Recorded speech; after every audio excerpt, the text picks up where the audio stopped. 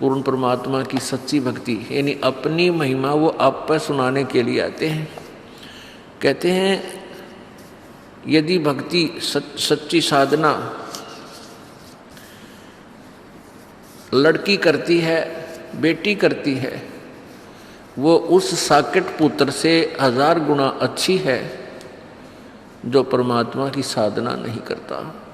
और वो लड़का जो परमात्मा की भक्ति नहीं करता, वो माता पिता के लिए ऐसा सिरदर्द है, ऐसा वजन है, जैसे बकरी के गल में एक थन जैसा खालड़ा लटका करे। बकरी के गले में एक थन के आकार का एक व्यर्थ में वैसे ही आगे एक चाम लटकता रहता है। उसको गल थना बोलते हैं, गल में लटका हुआ थन। ना उसमें दूध होता, वो किसी काम का नहीं। व्यर्थ में उसके गले में वजन और भार बना हुआ होता है। तो परमात्मा उदाहरण देते हैं कि राम रटत कन्या भली और साकट बला नपूत, जैसे छेरी के गल में गल थना जिसमें दूध न मूत, और कितना काम को ना, किससे काम का को ना, व्यर्थ में बोझ बन रहा है, गले में उलझ रहा है। तो ऐसा वो पुत्र है जो भक्ति नहीं करता। पुण्यात्माओं, भक्तिहीन प्राणी पे उसके संस्कार के जो पाप कर्म होंगे उनके दुख आवेंगे। और पाप कर्म युक्त प्राणी सत्संग के चर्चा सुनाने से भी नहीं सुनता। जिसके पाप अधिक होते हैं वो परमात्मा के वचनों को सुनना पसंद भी नहीं करता। माता पिता ने उपदेश ले रखा है और वो समझाते हैं कि बेटा जा नाम ले, तू भक्ति कर, हमारे साथ चल सत्संग में, और वो नहीं आता है, तो इससे सिद्ध है कि उसके ऊपर उसके पाप कर्मों का जबरदस्त प्रभाव है, इसलिए उसकी रुचि नहीं बन रही। और बच्चे पर आपत्ति आवेंगी क्योंकि उसके भाग में पाप कर्म लिखे हुए हैं। यदि वो भक्ति नहीं करेगा तो वो पाप उसको भोगने पड़ेंगे। यदि सत्साधना करेगा तो परमात्मा उसके पापों को हल्का कर देगा, नष्ट कर देगा, तो फिर माता पिता को दुख नहीं होगा। अब उस भक्तिहीन बच्चे पर उसके कर्म की मार आवेगी और भक्ति पर लगे हुए माता पिता भी उसके दुख में स्वाभाविक चिंतित होंगे, उनकी भक्ति में भी बाधा करेगा। और वो बेटी जो परमात्मा की भक्ति कर रही है उसके भी प्रारब्ध में आने वाले समय में कोई ऐसा कर्म दुख आएगा तो परमात्मा नहीं आने देगा, क्योंकि ये पाप नाशक भगवान है कबीर परमात्मा। कबीर अंगारी असी, कबीर बम्भारी असी। कबीर अंगारी माने पापों का नाश करने वाला, पापों का शत्रु, पाप विनाशक, और बम्भारी माने बंधनों से छुटराने वाला, बंदी छोड़ है।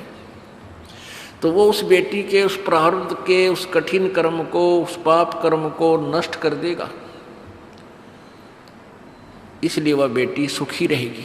और बेटी सुखी रहेगी तो माता पिता भी सुखी रहेंगे, उनकी आत्मा भी परमात्मा में दृढ़ रहेगी। यदि बेटी भक्ति पर नहीं लगी है, उसके ऊपर आपत्तियां आती हैं, तो माता पिता को पता लगता है, तो उनकी नींद हराम हो जाती है, भोजन नहीं कर सकते वो उस दिन। तो इसलिए परमात्मा कहते हैं कि राम रटत कन्या भली और साकट बलो नपूत, जैसे छेरी के गल में गल थना जिसमें दूध न मूत। अब जैसे जिस प्राणी के ऊपर पाप कर्मों का अधिक प्रभाव होता है तो उसको परमात्मा की भक्ति अच्छी नहीं लगती। कबीर पिछले पाप से हरि चर्चा ना भावे, के ऊँघ के उठ चले या और बात चलावे। पापग्रस्त प्राणी या तो सत्संग में आया नहीं करे, और आ जाता है किसी के कहने से, प्रार्थना करने से, माता पिता के दबाव देने से, या कोई रिश्तेदार, कोई मित्र, सहेली, सखी, भाई बहन आ जाते हैं, और जिनके ऊपर पाप कर्मों का अधिक प्रेशर है, तो सत्संग शुरू होते ही उसको या तो नींद आने लग जाएगी, लटके लेगा जो, या कोई और जिक्र कर देगा अपने मित्र से सत्संग के दौरान ही, उसको पता नहीं के खरपतवार भरा, उसमें खुरापात भरा होता है, वो ऐसे था, वो कैसे था, वो ऐसा कह रहा था, तो वो मित्र तो उसको कुछ ना कह पावे, परंतु दूसरे जो भक्त आसपास होते हैं वो उसको टोका टाकी करते हैं, भाई बोल रहा ना बीच में, आनंद आ रहा है भगवान के वचनों में, परमात्मा की चर्चा में, बोल आवाज़ ऊंची ना कराए, हमने सुनने दे। तो फिर वो क्या करता है, उठ के चल पड़ता है, चला जाता है, वो बैठ नहीं सकता। ये उसके पाप कर्मों का प्रेशर है, दबाव है, जो उसको भगवान से दूर रखे हुए। यहाँ से तो उठकर चला गया और मनमाना की यात्रा में एक्सीडेंट होकर मर गया, वहाँ से कहाँ जाएगा। अब फिर क्या होगा, वो बैल बनेगा, नाथ डलेगी, रस्सा बांध दिया जाएगा, अब अपनी मनमानी नहीं कर सकता, ना समय पर चारा चर सकता, ना समय पर जल प्राप्त कर सकता, ना बोल कर बता सकता मुझे कहाँ दुख है, मुझे प्यास लगी है या भूख लगी है। लगी रहो। तो क्या बताते हैं भगवान, कबीर पिछले पाप से हरि चर्चा ना भावे, या ऊँघ है या उठ चले के और बात चलावे। या तो ऊँघ लग जाएगा या उठ कर चला जाएगा, या बैठेगा तो और इधर उधर के गप्पे मारेगा। तुलसीदास जी कहते हैं, तुलसी पिछले पाप से, पिछले जन्म जन्मांतर के पाप जो एकत्रित होते हैं प्राणी को, जो प्रारब्ध में मिले हुए होते हैं, उन पापों के प्रभाव से हरिचर्चा ना भावे। जैसे जबर के बेगते भाई भूख विदा हो जावे। जिस प्रकार किसी व्यक्ति को मलेरिया हो गया हो, मलेरिया जबर हो जावे, उसको भूख लगनी बंद हो जाती है, और घर वाले कोशिश भी करते हैं कि ले थोड़ा सा खा ले, सेब खा ले, संतरा खा ले, रोटी खा ले, तो वो खाना खाने की चेष्टा भी करता है, तो उसको वो वस्तु सेब भी कड़वी नजर लगती है, महसूस होती है, वो नहीं खा पाता, छोड़ देता है। अपने आत्माओं न तो सेब कड़वी, ना प्रतिदिन आहार करने वाली वह रोटी कड़वी, ना काजू किस्मत ये मनुखा दाख कड़वी, लेकिन उस बुखार ने, उस जबर ने उस व्यक्ति के शरीर की व्यवस्था को इतना खराब कर दिया, बिगाड़ दिया कि उसको मीठी वस्तु भी कड़वी लग रही है, कौड़ी लग रही है। ऐसे ही जिस व्यक्ति के पाप गणे बढ़ जाते हैं, उनको राम नाम की मनुखा दाख भी कड़वी लगती है। अब इसका समाधान क्या है?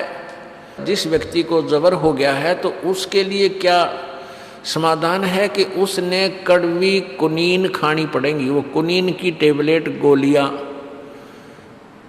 बट्टी, वो बहुत कड़वी होती है, जुबान पर भी नहीं रखी जाती, और वो कड़वी दवाई खानी ही पड़ेगी जबर मुक्त होने के लिए, रोग मुक्त होने के लिए। वो चाहे इच्छा बने या ना बने, वो फांकी मारनी पड़ेगी गोलियों की, औषधियों की, और कड़वी दवाई खाने से ही वो स्वस्थ होगा। और जब वो स्वस्थ हो जाएगा, जबर उसका समाप्त हो जाएगा, तो फिर देखना वही रोटियां इतनी स्वादिष्ट लगने लग जाएंगी, समय पर भूख लगेगी, चाहे सब्जी भी ना हो। घर वाले कहेंगे इसलिए सब्जी बना देते हैं, तो वो यूँ कहेगा कि नहीं ऐसे दे दे, मुझे तो भूख लग रही है, और लूखी सूखी नमकीन रोटी जो की त्यों खा जाएगा। और पहले वही रोटियां उसको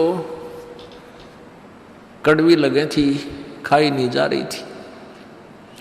तो पुण्यात्माओं, प्रथम बार जो प्राणी सत्संग में आवेगा, किसी के कहने सुनने थे, तो उसको ये परमात्मा की मनुखा दाख, परमात्मा के वचन अच्छे नहीं लगे। कारण क्या है कि प्रथम तो उसने पिछला जो वो अज्ञान सुन रखा होता है, उस अज्ञान के कारण ये वचन वैसे ही अच्छे नहीं लगते, क्योंकि ये तत्वज्ञान है, वो लोकवेद था, तो उस लोक वेद पर हम आधारित हो रहे थे। लोक वेद होता सुना सुनाया ज्ञान, अक्षेत्रीय ज्ञान, वो हमने पहले सुन रखा था तो वो आगे अड़ जाता है। उसका भी समाधान यही है कि जैसे किसी पात्र में खारा पानी डाल रखा हो, या तो उसने सारे नबार गिर दे फिर ताज़ा बढ़िया ठोक भराए। दूसरा तरीका ये है कि उसमें वो मीठे पानी की टूटी चालू कर दे, वो खारा अपने आप निकल गए और बढ़िया रह जाएगा। तो ये सत्संग सुनने से आपके अंदर जो पहले वाला ज्ञान, वो खारा पानी भर रखा था जल, वो अपने आप निकल जाएगा, समाप्त हो जाएगा, और परमात्मा का जो तत्व ज्ञान आपके हृदय में समा जाएगा, शेष रह जाएगा। तो पुण्यात्माओं, परमात्मा आकर के हमें यही बताया करते थे कि जैसे तुलसीदास जी की वाणी है, तुलसी पिछले पापते हरि चर्चा ना भावे, और जैसे जबर के बेगते भूख विदा हो जावे।